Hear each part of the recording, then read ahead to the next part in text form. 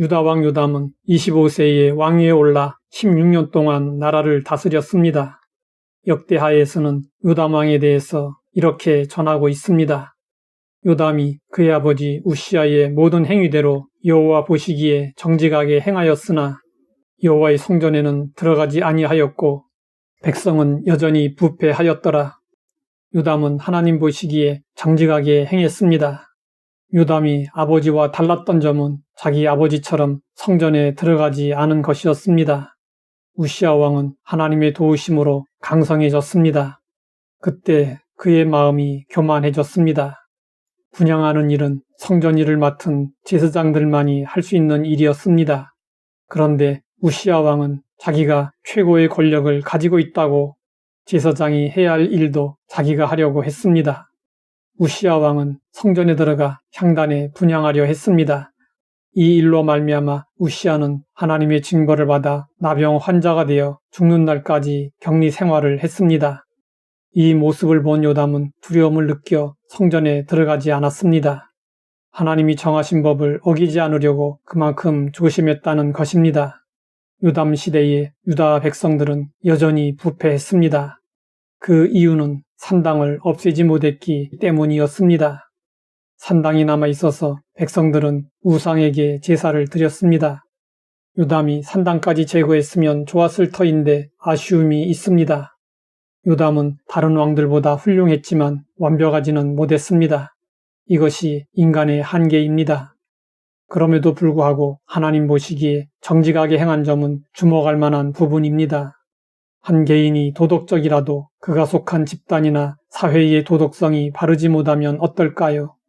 혼자서 도덕적으로 살아가는 것은 거의 불가능합니다.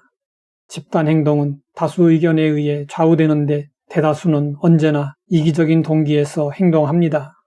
인간 집단은 도덕적으로 무딥니다. 개인은 이를 극복하기 어렵습니다. 라인홀드 니버는 그의 저서 도덕적 인간과 비도덕적 사회에서 이 점을 지적했습니다. 그런데 요담 왕은 유다 백성들이 여전히 부패한 가운데서도 하나님 보시기에 정직하게 행했습니다. 이것은 정말 보기 드문 일입니다. 사람들은 죄를 지으면 사회 구조학을 언급하며 탓을 합니다. 그러나 성도들은 세상이 부패하였어도 하나님 보시기에 바르게 살아야 합니다. 다른 사람이 어떻게 살든 우리는 빛과 소금으로 살아야 합니다. 바닷물은 3%의 염분으로 인해 썩지 않습니다.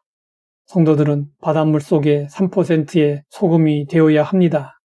또 성경은 요담 왕에 대해서 이렇게 전하고 있습니다. 요담이 그의 하나님 여호와 앞에서 바른 길을 걸었으므로 점점 강하여졌더라. 요담은 하나님의 뜻에 순종하여 바른 길을 걸었습니다. 그는 여호와 앞에서 확고하게 길을 걸었습니다. 멈추지 않고 강하게 여호와 앞에서 계속 걸어갔습니다. 하나님 앞에서 살고자 노력한 것입니다. 이것은 그의 아버지 우시아 왕이 하나님의 진노를 받아 나병 환자가 된 일과 대조가 됩니다. 하나님은 바른 길을 걷는 요담에게 복을 내려 주셨습니다. 요담과 그의 나라가 번영하도록 이끌어 주셨습니다. 요담에 대한 이러한 평가는 우리에게 어떻게 살아야 할 것인지 교훈해주고 있습니다. 요즘 사람들은 빠른 길을 선호합니다. 빨리 가는 것도 중요합니다. 더 중요한 것은 바른 길입니다. 성경은 말씀하고 있습니다. 어떤 길은 사람이 보기에 바르나 필경은 사망의 길이니라. 빠르고 바르다면 다행이지만 아니라면 포기할 수 있어야 합니다. 빠른 길이 오히려 더 늦어지는 경우가 얼마든지 있습니다. 왜냐하면 빠른 길은 대부분 바른 길이 아니기 때문입니다. 성도들은 비록 느릴지라도 돌아갈지라도 바른 길을 가야 합니다. 지금 어떤 길을 걷고 있습니까? 세상의 길입니까? 아니면 하나님 앞에서의 바른 길입니까? 우리가 하나님 앞에서 살아가는 것은 무의미하지 않습니다. 바른 길을 걸으면 하나님은 언제나 함께 하십니다. 바른 길에는 하나님의 인도하심이 있고 역사하심이 있습니다. 힘들고 어려워도 묵묵히 바른 길을 가면 나도 모르는 사이에 강해집니다.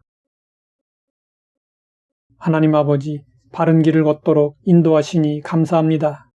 하나님 보시기에 정직하게 행하며 바른 길을 가게 하옵소서. 예수님의 이름으로 기도드립니다.